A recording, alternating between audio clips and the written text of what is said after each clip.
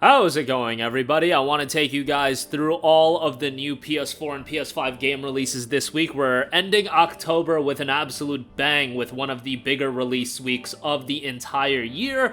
Let's just get right into it because there's a lot of stuff to go over. And let's start things off with Metal Gear Solid Master Collection Volume 1. It's gonna be nice to finally get the classic MGS titles preserved on PlayStation 4 and 5. Long time coming for this, given that we can't get PS3 backwards compatibility to get the Metal Gear HD collection on PS4 and 5. At the very least, let's get a re-release, and with Metal Gear Solid Master Collection Volume 1, exactly that will be happening. This collection includes Metal Gear Solid 2 Sons of Liberty, the HD remastered version, and Metal Gear Solid 3 Snake Eater. MGS3 Snake Eater is one of my favorite games of all time. That is the game that's also getting a remake sometime, hopefully in the next year to 16 months with Delta Snake Eater, and that should be fantastic, but that's a ways out, and if you want to revisit the classics, this collection will let you do so with MGS 1, 2, and 3. On top of that, you get a ton of bonus content, so right off the top, the bonus content for the pre-orders of Metal Gear Solid Master Collection Volume 1 includes 3 additional tracks to the digital soundtrack, The Best Is Yet to Come,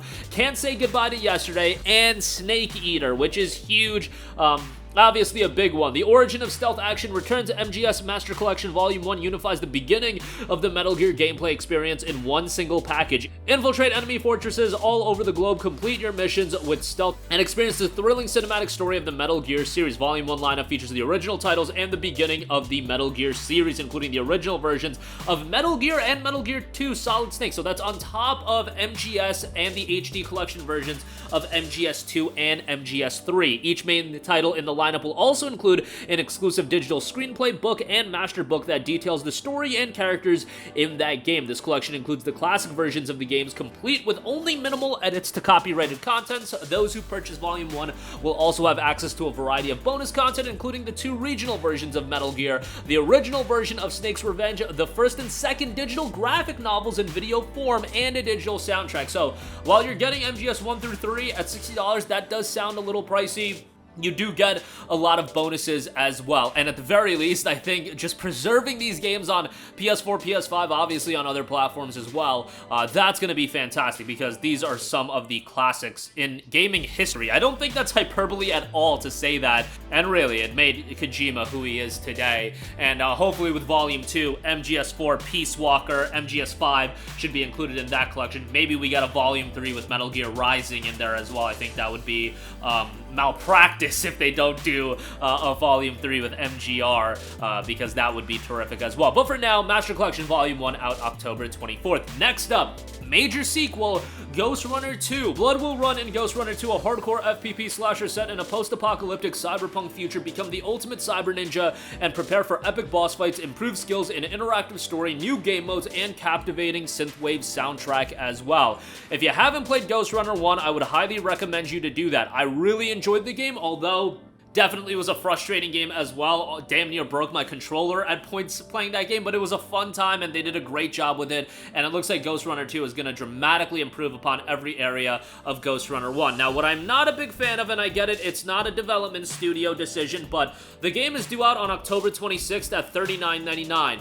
If you do buy the Brutal Edition, which is $70, you do get 48 hours of early access on October the 24th tomorrow, so yeah, that's a little bit of a bummer that more and more games are doing, and I'm not a big fan of, and you guys already know my opinions on that, but what can you do? This is going to be a regular thing in gaming, and publishers have realized there's money to be made with that gimmick. The Brutal Edition will also give you the Season Pass and a bunch of cosmetics, so I guess you can be excited for that as well. But that is out October 26th, October 24th, if you do get the early access. Next up, we have Alan Wake 2.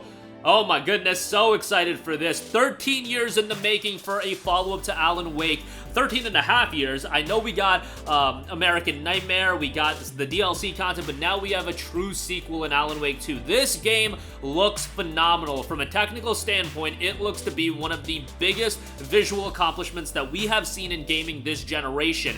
I know there's a lot of contention with the fact that it's seeing a digital-only release, and yeah, I'm not a big fan of that either. Given that this is a big-budget title, a AAA game, this is really the first of its kind where it's only getting a digital release. I know Baldur's Gate 3 came out, but there's some nuances to that where that game is predominantly a PC title, and it'll probably get a physical release at some point as well over here stateside, so you know, a little bit different here. Alan Wake 2 is going to be an interesting case study on how a big title like this does digital only, and we'll see if the vitriol online is from a vocal minority or if that'll actually impact sales. I think it'll impact it somewhat. I still think the game is going to do fairly well. Expect an atmospheric horror title here and expect great storytelling, and hopefully the performance mode is decent as well. I know those PC system requirements be absolutely wild, so hopefully it runs well on PS5. Looking to be around 20 hours at length, so it looks to be a sizable increase over Alan Wake 1, which was a game you could easily complete in 8 hours or so. Alan Wake 2 drops on October 27th. Next up, we have Desolatium. Desolatium is a first-person point-and-click graphic adventure based on Lovecraft mythos. Live this horror story where you'll have to visit mysterious locations, face Lovecraftian creatures, find clues, and combine objects to solve puzzles. Desolatium drops on October 27th. Next up, we have UFC 5. Kinda came together last minute. I mean, these sports games get announced and then follow up with a release pretty quickly thereafter. Another title that's doing the early access release gimmick. I mean, with EA Sports titles, they all do the early access gimmick. So the deluxe edition is $100. It's 10% off with PlayStation Plus for $90, and that gives you 3 days early access. You'll get Mike Tyson, Fedor Emelianenko, Muhammad Ali, 3 Bruce Lee alter egos, 4 alter egos, the Origins bundle, and the 30th anniversary bundle.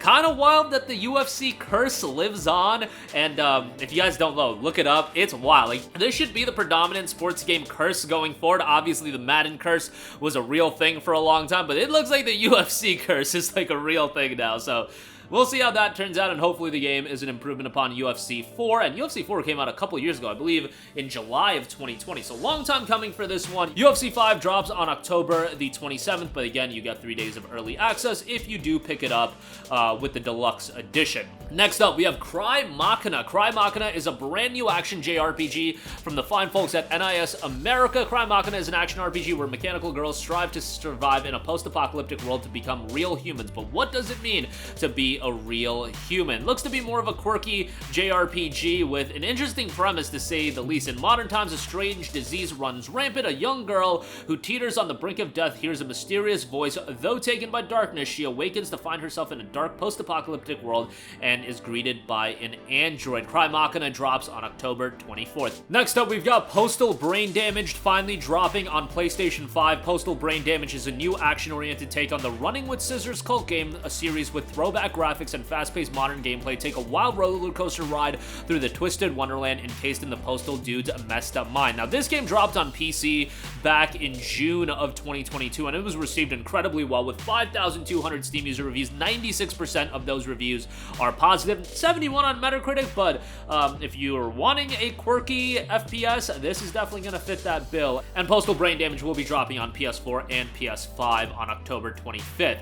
Next up, we have Mineko's Night Market, another title that dropped on PC, but last month. Mineko's Night Market is a narrative-driven social simulation adventure game that celebrates Japanese culture and invites players to craft whimsical items, eat delicious snacks, and ultimately enjoy all the cats. 118 Steam user reviews on this, 80% of those reviews have been positive. Really slick art style to this one, cartoony look, and Mineko's Night Market hits PS4 and 5 this week. Next up, we have a horror title. Thematically works out given the time period. Stray Souls is releasing this week. Enter a world of nightmares in this third-person action horror inspired by the classics of the genre. Fight terrifying creatures, solve mind-bending puzzles, and unravel a horrid family secret to expose the chilling truth behind your existence. This definitely looks like more of a trippy horror title that's not going to be for everyone. The cinematic as well is noted, so we'll see how this one turns out. Stray Souls drops on October 25th. And lastly, we have Archetype Arcadia. Sink into a dark visual novel full of sci-fi mystery. A deadly disease has wiped out most of the population by driving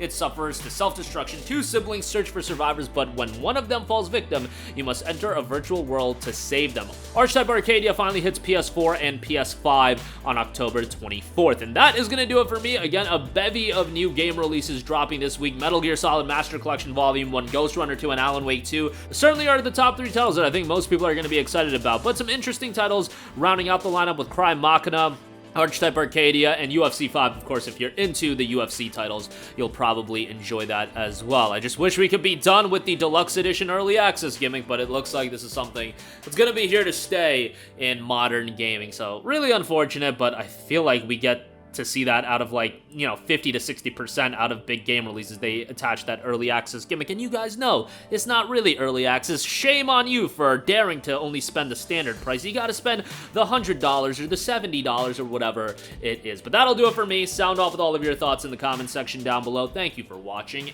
and goodbye. Hey guys, we hope you enjoyed the video, and if you did, make sure to hit the subscribe button, and if you're already subscribed, do us a favor and hit the bell icon. This way you'll be notified whenever we post a new video. That's the best way to keep up with all of our uploads, and we usually try to upload 2 videos a day. And with the bell icon hit, you'll be notified whenever we do upload a video. As always, thanks for watching.